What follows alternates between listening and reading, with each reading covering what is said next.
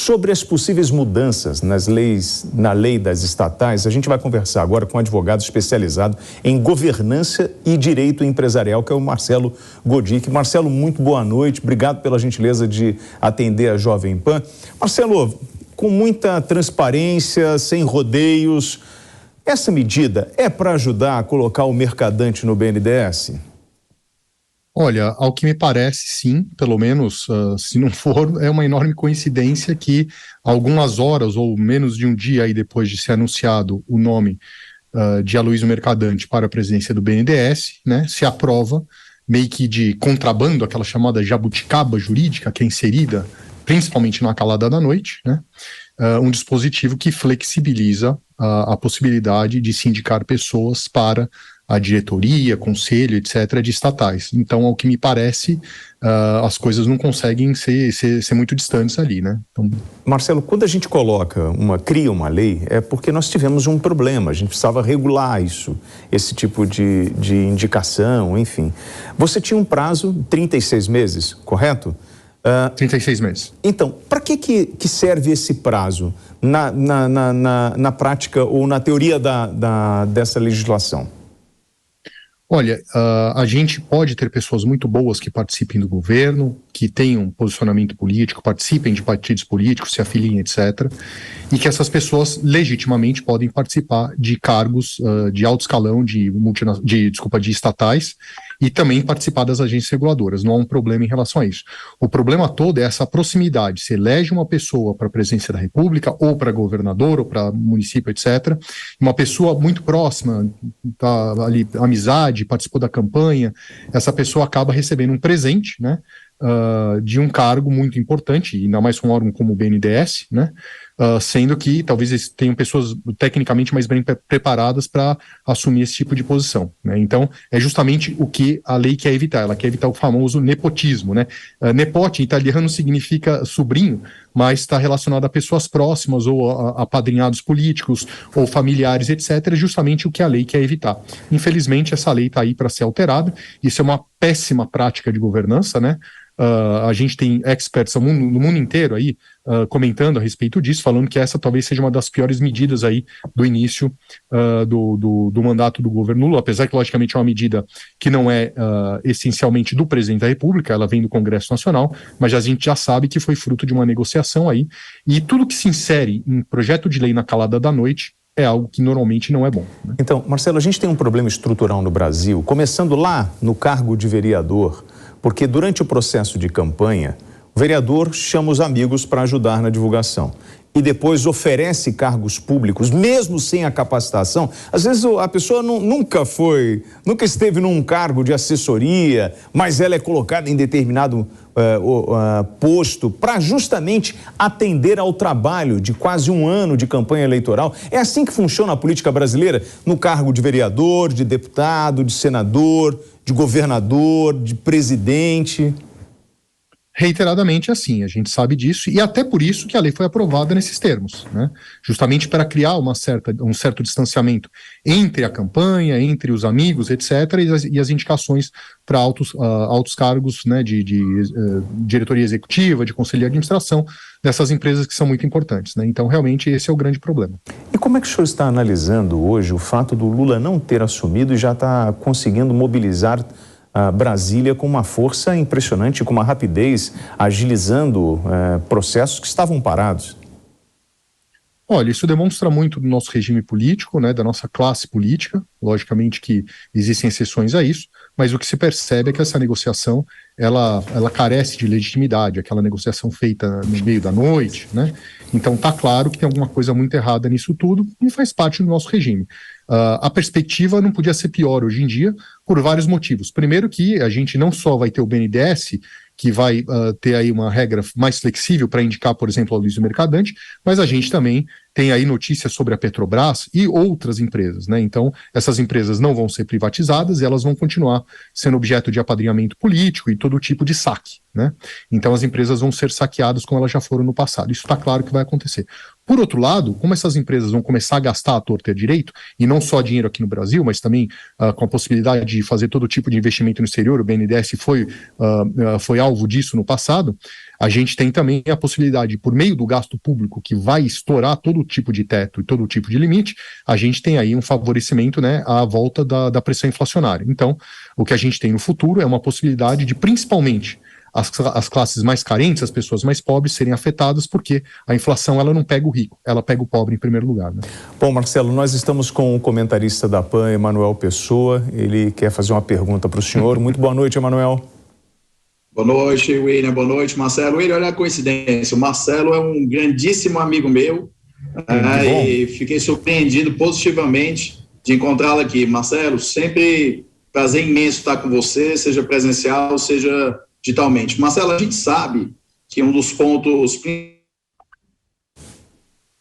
Olha, nós perdemos a comunicação com o Emanuel enquanto a equipe técnica restabelece.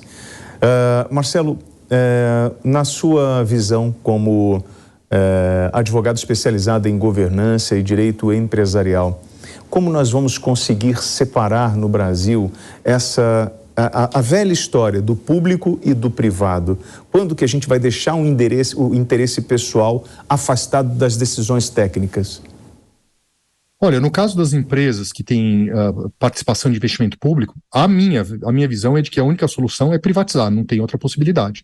Porque isso reiteradamente volta, né? Então, a gente estava no processo de privatização dos Correios, a gente sabe o que aconteceu com os Correios no passado, né? Fundo de pensão de aposentados do Correio, que perderam muito dinheiro. Isso vai voltar, porque os Correios não serão privatizados. O único jeito é privatizar, né?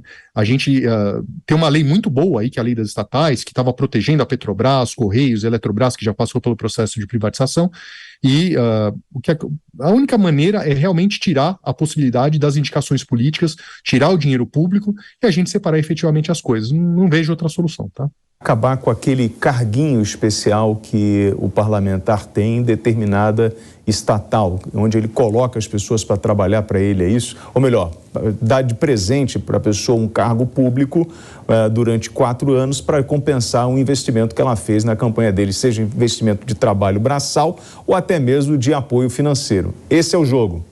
Exatamente. E veja bem, não se nega a importância estratégica da Petrobras, porque ela aí permite que a gente mantenha uma certa independência energética, que a gente está vendo o problema da Europa agora, então não é isso que está se fazendo. A Petrobras é uma empresa que tem uma tecnologia muito boa, ela é muito avançada, tem uma quantidade gigantesca de investimento, uma tecnologia que só ela tem. Agora, isso não quer dizer que ela precisa pertencer ao Estado. O Estado precisa focar em coisas importantes e que o Estado não faz bem hoje. Por exemplo, a segurança pública, né, ele infelizmente está muito mal, né? Então a gente pode aproveitar recursos públicos para investir, por exemplo, na segurança pública, na saúde, na educação, e não cuidar de uma empresa petrolífera, que apesar de ser muito boa, a gente consegue fazer isso privadamente. E aí a gente consegue evitar essas indicações políticas, né? Bom, a equipe técnica restabeleceu a comunicação com Emanuel Pessoa. Emanuel, a palavra é sua.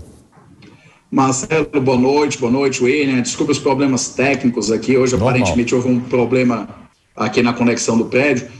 Marcelo, antes de tudo, sempre bom te rever. Nós somos amigos particulares, você é uma pessoa brilhante. Você sabe tão bem quanto eu, Marcelo, que a governança corporativa ela existe para garantir que os interesses da gestão de uma empresa estejam alinhados com os interesses dos seus acionistas. No caso das empresas estatais, por mais que se diga que o acionista principal é a União, os acionistas somos nós, o povo brasileiro, e essas indicações da maneira que são feitas, elas vão totalmente contrário aos nossos interesses enquanto povo, de termos as estatais sendo bem geridas, estando dando lucro e funcionando sem corrupção. Fato é que essa mudança da legislação realmente feita na calada da noite, essa emenda mercadante, ela só vai trazer prejuízos. Só que, Marcelo, o que muitas pessoas não estão vendo é que no final do dia, quem move as empresas públicas, as decisões das empresas públicas corriqueiras, aquelas onde o dreno de dinheiro acontece a todo momento, estão no 2º e 3º escalão. E nós temos aí mais de 150 deputados que não foram reeleitos e que provavelmente muitos deles estarão sendo realocados nas empresas estatais, em cargos de gestão e administração no próximo mandato do Lula, como uma forma de recompensá-los por esta votação. Dito isto, Marcelo, você vê alguma chance, eu penso que sim, de declaração de inconstitucionalidade do Supremo Tribunal pelo ferimento ao princípio da moralidade pela maneira que esta norma foi votada? Olha, não só pela questão da moralidade, mas a gente tem uma coisa muito casuística, né? Então se anuncia que uma pessoa vai assumir o comando do BNDES, horas depois se até altera uma lei para que essa pessoa possa assumir o cargo. Me parece que essa lei, se ela for efetivamente aprovada, passar no Senado e depois virar lei de verdade, ela fere também o princípio da impessoalidade, porque se aprovou uma lei para poder se colocar uma pessoa especificamente no cargo. No caso do BNDES, e também já se ventila a possibilidade de um eleito suplente de senador, que depois chegou a assumir o cargo, etc., ele assumir a presidência da Petrobras também. Posso só fazer um comentário, Manuel? E, logicamente, a gente tem uma amizade que já é de anos aí. Tem um outro dispositivo da lei que me preocupa bastante, que é a possibilidade de aumentar o gasto com publicidade, inclusive por meio das estatais, né? Isso faz a gente retornar aquele pesadelo do passado de contratação de agência de publicidade, financiamento de partido político, etc. Esse é o segundo ponto muito importante da lei, que fere qualquer princípio. Não só apenas, né, Marcelo? Na verdade, é um pouco mais grave. Só Petrobras vai representar o quê? 20 bilhões de reais? Isso daí vai, obviamente, fazer uma irrigação de uma mídia chapa branca. Eu não lembro se foi o Chateau que tem essa história no livro ou no filme, que fala que quando um determinado anunciante brigou com ele começou a falar mal desse anunciante. O anunciante foi procurá-lo e disse: é só você voltar a anunciar aqui no Diários Associados. Voltou, no dia estava falando bem. Então a gente sabe que, infelizmente, essa dinheirama toda, ela vai ser utilizada para comprar a mídia favorável ao governo, e esse governo realmente vai precisar de muita mídia favorável, porque o Bovespa derreteu, dólar disparou, nós perdemos 650 bilhões de reais de valor de mercado nas empresas brasileiras, só nesses últimos meses. Isso é o case mais claro de má governança corporativa do mundo hoje, é o pós-eleição do Brasil. Vocês estão falando de propaganda ilegal, irregular, enfim, de narrativas falsas, com o objetivo de manipular a população, pelo que eu entendi. E quando os senhores falam sobre... Estou falando de propaganda lícita mesmo, William, porque você pode fazer de forma lícita, de forma a concluir sim verdades. Veja bem, o próprio Lewandowski, quando eu lembro, estava aí com você, William, um dia, ele falou daquela questão da desinformação 2.0, que são fatos verdadeiros, estruturados de tal maneira a se... Olha, a comunicação com o Emanuel falhou. E aí, Marcelo, para a gente finalizar, enquanto a equipe técnica está restabelecendo a comunicação com o Emanuel, é o seguinte, vocês falaram sobre imoralidade, mas nós já observamos nesse país que o que é imoral, às vezes, não tem a menor importância no setor político. O que vale, sim, eles têm a preocupação com a questão criminal, do que é ilegal, e mesmo assim nós temos ações que estão ali nesse limite, mas imoralidade no Brasil é muito difícil você levar a sério, né? É difícil. É que existem preceitos constitucionais que norteiam a atividade do poder público, né? Um deles é o princípio da moralidade, o outro princípio é o princípio da impessoalidade, que eu mencionei também. Então, isso haveria a possibilidade de declarar a lei inconstitucional com base nesses princípios, mas a gente sabe que hoje em dia, pela falta de alinhamento, né, do governo Bolsonaro com o Supremo Tribunal Federal e, ao que me parece, um alinhamento bastante grande entre o presidente eleito e o Supremo Tribunal Federal, essa declaração não vai ser uma coisa muito fácil, mas os preceitos constitucionais estão lá, né? Bom, eu queria agradecer ao advogado especializado em governança e direito empresarial, Marcelo Gotke. Obrigado pela gentileza do bate-papo e tenha uma boa noite. Boa noite, eu que agradeço. Um grande abraço.